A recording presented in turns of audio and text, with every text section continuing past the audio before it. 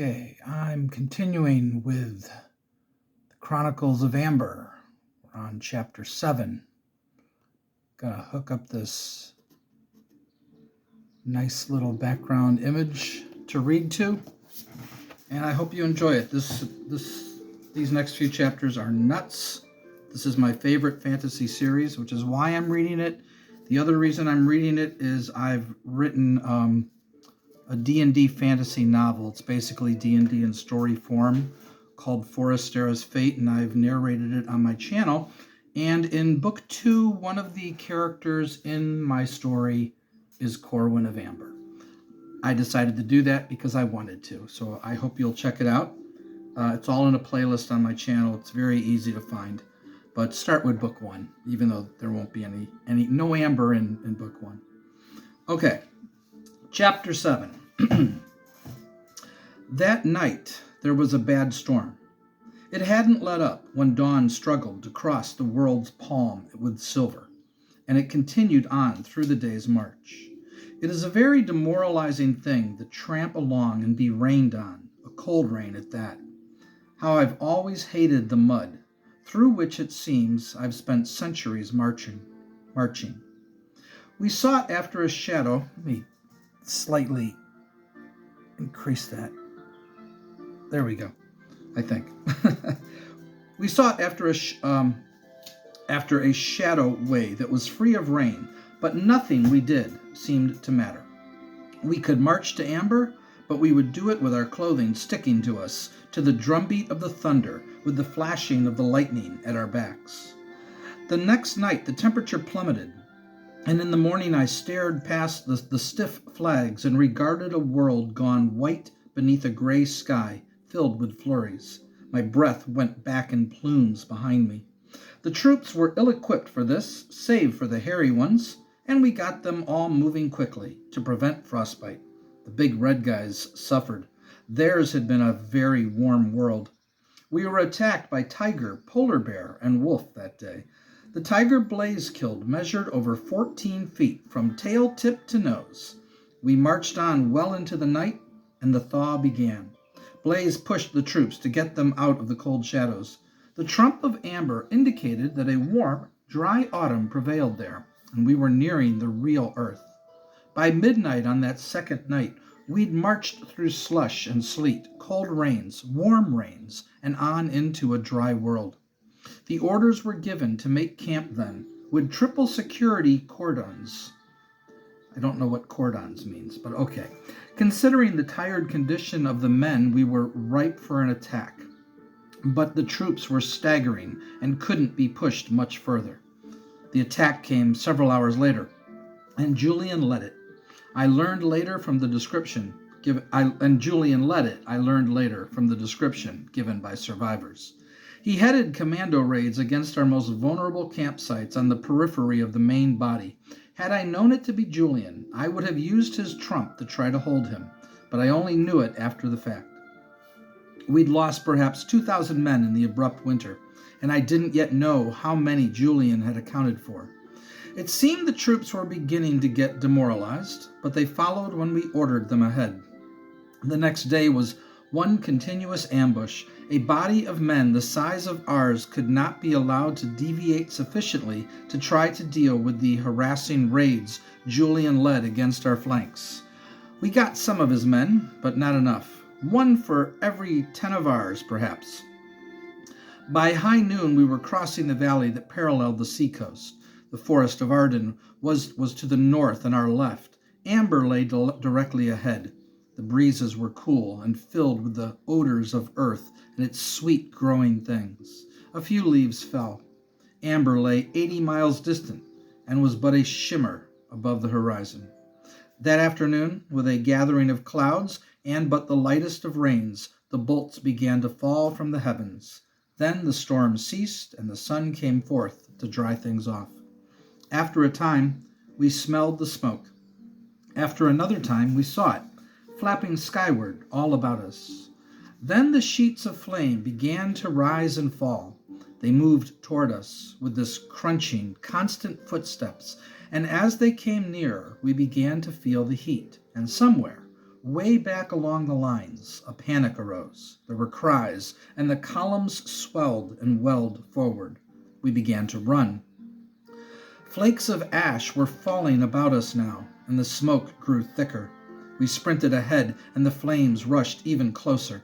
The sheets of light and heat flapped a steady, welling thunder as we ran, and the waves of warmth beat upon us, washed over us. Soon they were right there alongside us, and the trees blackened, and the leaves flaked down, and some of the smaller trees began to sway. For as far ahead as we could see, our way was an alley of fires. We ran faster, for soon things would be worse, and we were not mistaken. Big trees began to topple across our path. We leaped over them. We circled around them. At last, we were on a trail. The heat became stifling, and the breath came heavy in our lungs. Deer and wolves and foxes and rabbits darted past us, fleeing with us, ignoring our presence and that of their natural enemies. The air above the smoke seemed filled with crying birds. Their droppings fell among us, went unnoticed. To burn this ancient wood, as venerable as the forest of Arden, seemed almost an act of sacrilege to me. But Eric was prince in Amber and soon to be king. I suppose I might have too. My eyebrows and hair were singed. My throat felt like a chimney. How many would this assault cost us? I wondered. 70 miles of wooded valley lay between us and Amber, and over 30 behind us, going back to the forest's end.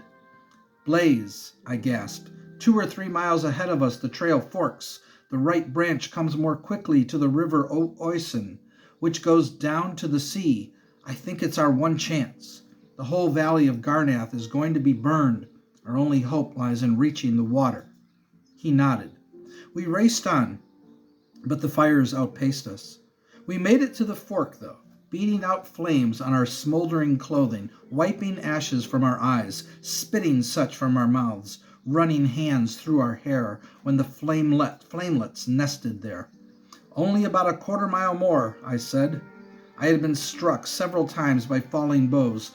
All the exposed areas of my skin pulsed with a more than feverish pain, and many of the covered areas as well. We ran through burning grasses, heading down a long slope, and when we reached the bottom, we saw the water, and our speed increased, though we didn't think it possible. We plunged in and let the cold wetness embrace us. Blaze and I contrived to float as near together as possible as the currents took us, and we were swept along the twisting course of the Oisen. The interlocked branches of the trees overhead had become as the beams in a cathedral of fire. As they broke apart and collapsed in places, we had to turn onto our bellies and swim or dive for the deepest places, depending on how near we were. The waters about us were filled with hissing and blackened debris, and at our backs our surviving troops' heads in the river seemed as a strip of floating coconuts. The waters were dark and cold, and our wounds began to ache, and we shivered and our teeth chattered. It was several miles before we left the burning wood and reached the low, flat, treeless place that led on to the sea. It would be a perfect place for Julian to be waiting with archers, I decided. I mentioned this to Blaze, and he agreed, but he didn't reckon there was much we could do about it. I was forced to agree. The woods burned all around us, and we swam and we drifted. It seemed like hours, but must have been less, before my fears began to materialize and the first volley of arrows descended. I dove, and I swam underwater for a long distance. Since I was going with the current, I made it quite a way along the river before I had to surface once more. As I did, more arrows fell about me. The gods knew how long this gauntlet of death might be drawn, but I didn't want to stick around and find out. I gulped air and dove once more. I touched bottom. I felt my way among rocks. I moved along for as far as I could, then headed toward the right bank, exhaling as I rose. I burst through the surface, gasped, took a deep breath, and went down again, without sticking around to get the lay of the land. I swam on till my lungs were bursting and surfaced then. This time I wasn't quite so lucky. I took an arrow through my biceps. I managed to dive and break off the shaft when I struck bottom. Then I pulled out the head and continued on by means of the frog kick and underbelly sculling with my right hand, and underbody sculling with my right hand. The next time up, I'd be a sitting duck, I knew. So I forced myself on till the red flashes crossed my eyeballs and the blackness crept into my head. I must have stayed down for 3 minutes. When I surfaced this time, though, nothing happened, and I trod water and gasped. I made my way to the left bank and grabbed hold of the trailing undergrowth. I looked all around me. We were running short on trees at this point, and the fires hadn't gotten this far. Both banks seemed empty, but so did the river. Could I have been the only survivor? It didn't seem possible. After all, there had been so many of us when the last march began. I was half dead with fatigue, and my entire body was laced with aches and pains. Every inch of my skin seemed to have been burned, but the waters were so cold that I was shaking and probably blue. I'd have to leave the river soon if I wanted to live. I felt that I could manage a few more underwater expeditions, and I decided to chance them before departing from the sheltering depths. Somehow I managed 4 more laps, and I felt then that I might not come up again if I tried a 5th. So I hung onto a rock and caught my breath, then crawled ashore. I rolled onto my back and looked all around. I didn't recognize the locale. The fires hadn't reached it yet, though. There was a thick clump of bushes off to my right, and I crawled toward it, crawled into it, fell flat on my face, and went to sleep. When I awoke, I wished I hadn't. Every inch of me ached, and I was sick. I lay there for hours, half delirious, and finally managed to stagger back to the river for a long drink of water. Then I headed back for the thicket, made it, and slept again. I was still sore when consciousness came once more, but a little bit stronger. I walked to the river and back, and by means of my icy trump found that Blaze was still alive. "Where are you?" he asked, when I had made the contact. "Damned if I know," I replied. "Lucky to be anywhere at all. Near the sea, though. I can hear the waves, and I know the smell." "You're near the river?" "Yes." "Which bank?" "Left, as you'd face the sea. North." "Then stay put," he told me, "and I'll send someone after you. I'm assembling our forces now. I've already got over 2,000 together, and Julian won't come near us. More keep straggling in every minute." "Okay," I said, and that was it. I stayed put. I slept as I did so. I heard them bashing about in the bushes and was alert. I pushed some fronds aside and peered forth. It was 3 of the big red guys. So I straightened my gear and brushed all my garments, ran a hand through my hair, stood erect and swayed, took several deep breaths, and stepped forth. "I am here," I announced. 2 of them did double takes, blades in their hands as I said it. But they recovered, smiled, paid me deference, and conducted me back to the camp. It was perhaps 2 miles distant. I made it without leaning. Blaze appeared and said, "We've got over 3,000 now." Then he called for a medical officer to take care of me again. We were undisturbed all through the night, and the rest of our troops straggled in that night and the following day. We had perhaps 5,000 by then. We could see Amber in the distance. We slept another night, and on the following morning we set forth. By afternoon we had made maybe 15 miles. We marched along the beach, and there was no sign of Julian anywhere. The feeling of pain from my burns began to subside. My thigh was healthy, but my shoulder and arm still hurt, from here to hell and back again. We marched on, and soon we were within 40 miles of Amber. The weather stayed clement, and all of the wood to our left was a desolate, blackened ruin. The fire had destroyed most of the timber in the valley, so for once there was a thing in our favor. Julian nor anybody else could ambush us. We'd see them coming a mile off. We made another 10 miles ere the sun fell, and we bivouacked on the beach. The next day, I remembered that Eric's coronation was near at hand, and I reminded Blaze. We had almost lost count of the days, but realized we still had a few remaining. We led a speed march till noon, then rested. By then we were 25 miles away from the foot of Colvire. By twilight, The distance was 10. And we kept on. We marched till midnight, and we bivouacked once again. By that time, I was beginning to feel fairly alive once more. I practiced a few cuts with my blade and could almost manage them. The next day, I felt even better. We marched until we came to the foot of Kovir, where we were met by all of Julian's forces, combined with many from Cain's fleet, who now stood as foot soldiers. Blaze stood there and called things like Robert E. Lee at Chancellorsville, and we took them. We had maybe 3,000 men when we had finished off everything. Julian had to throw against us. Julian, of course, escaped. But we had won. There was celebration that night. We had won. I was very afraid by then, and I made my fears known to Blaze. 3,000 men against Kovir. I had lost the fleet, and Blaze had lost over 98% of his foot soldiers. I did not look upon these as rejoiceable items.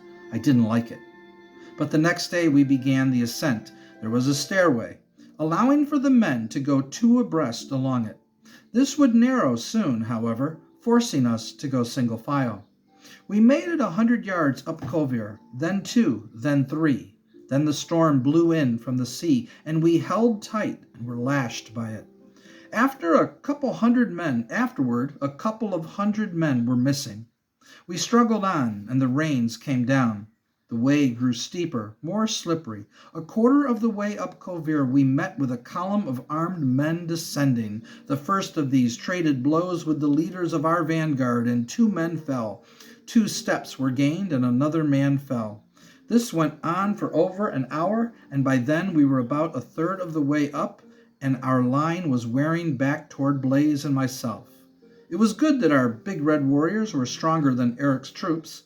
There would come a clash of arms, a cry, and a man would be brought by. Sometimes he would be red, occasionally furry, but more often he wore Eric's colors. We made it to the halfway point, fighting for every step. Once we reached the top, there would be the broad stair of which the one to Rebma had been but an image. It would leap up to the great arch, which was the eastern entranceway to Amber. Perhaps 50 of our vanguard remained, then 40, 30, 20, a dozen.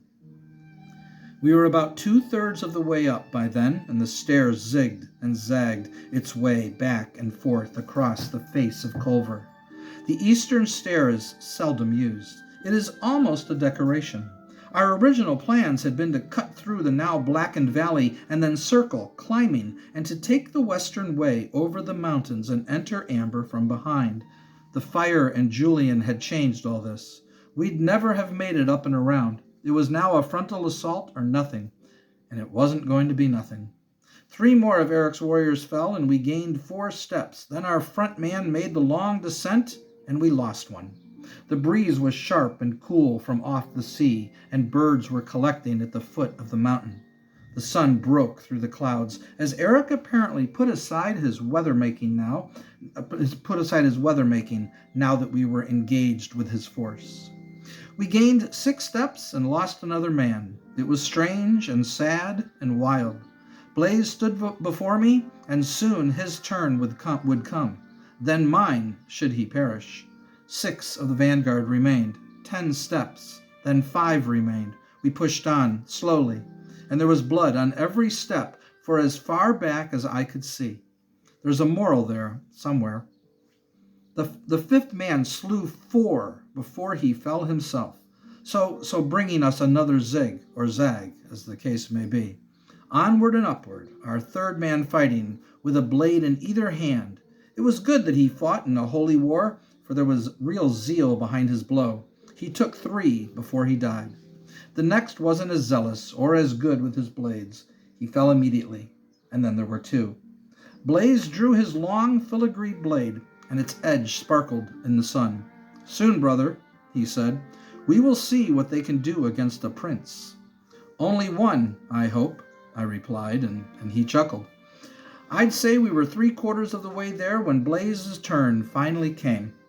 He leaped forward, immediately dislodging the first man to face him. The point of his blade found the throat of the second, and then the flat of it fell alongside the head of the third, dislodging him also. He dueled a moment with the fourth and dispatched him. My only blade was in my hand, ready, as I watched and advanced. He was good, even better than I remembered him to be.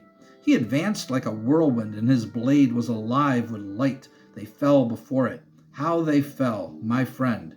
Whatever else you might say of Blaze, on that day he acquitted himself as became his rank. I wondered how long he could keep going. He'd a dagger in his left hand, which he used with brutal efficiency whenever he could manage a corps. He left it in the throat of his 11th victim.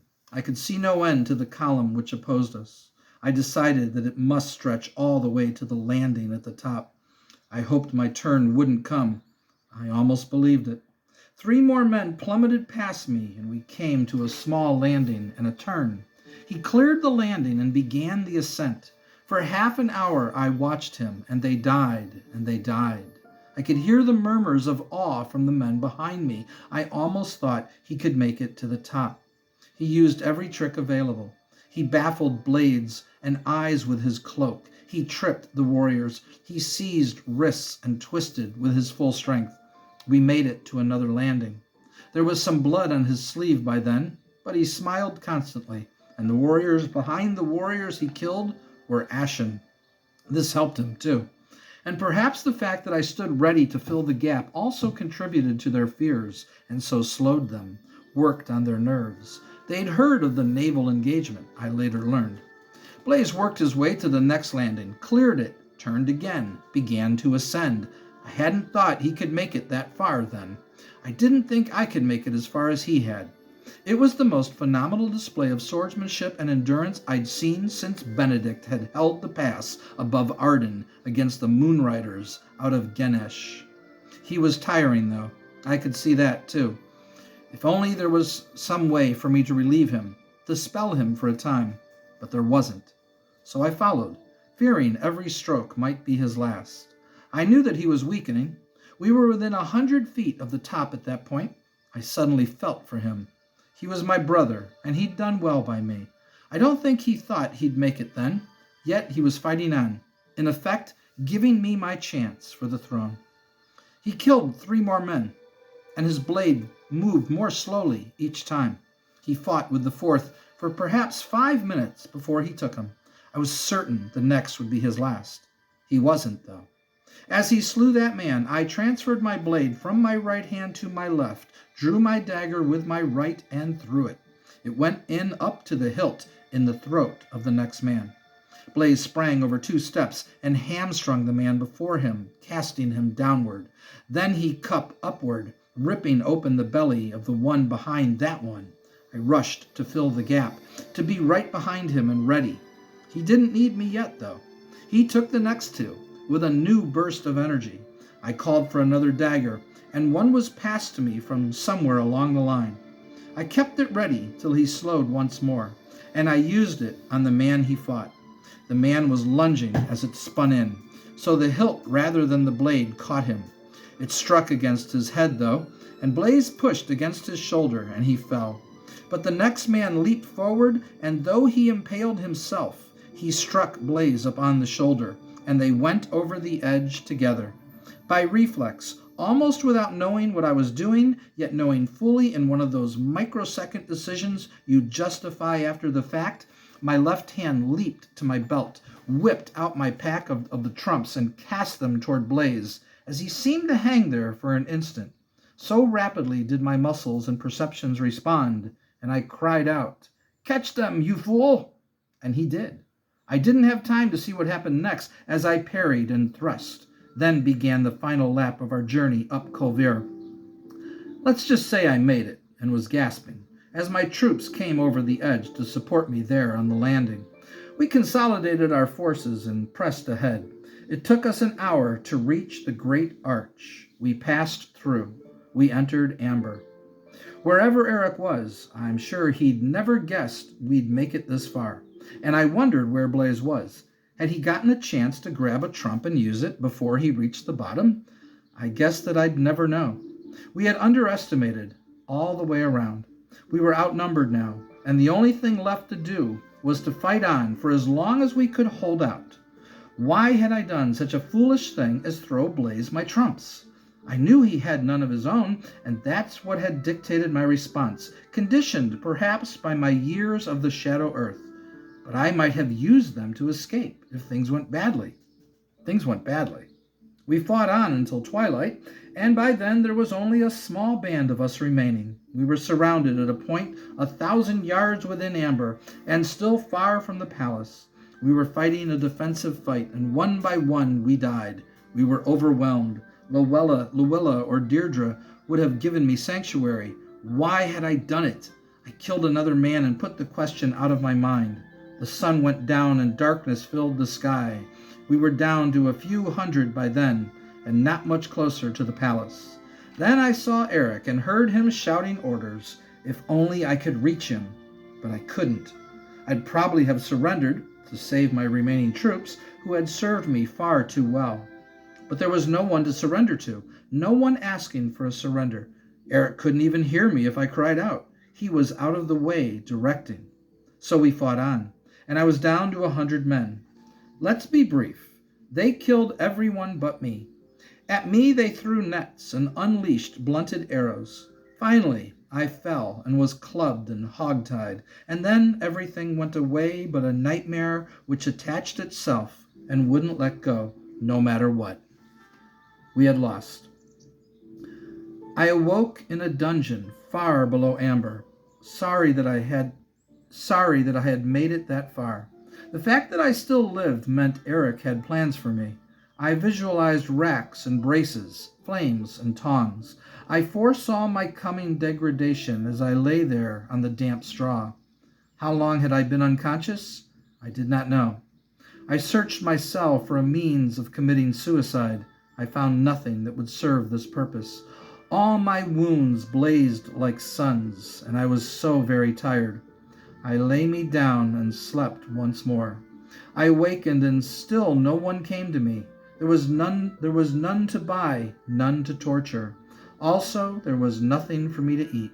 I lay there, wrapping in my cloak, and I reviewed everything that had happened since I'd awakened in Greenwood and refused my hypo. Better, perhaps, if I hadn't. I knew despair. Soon Eric would be crowned king in Amber. This thing might already have occurred. But sleep was so lovely a thing, and I so tired. It was the first real chance I'd had to rest and forget my wounds. The cell was so dark and smelly and damp. And that's the end of chapter 7. I'll be back again for chapter 8 at some point. We'll see how it goes. I hope you guys are enjoying this.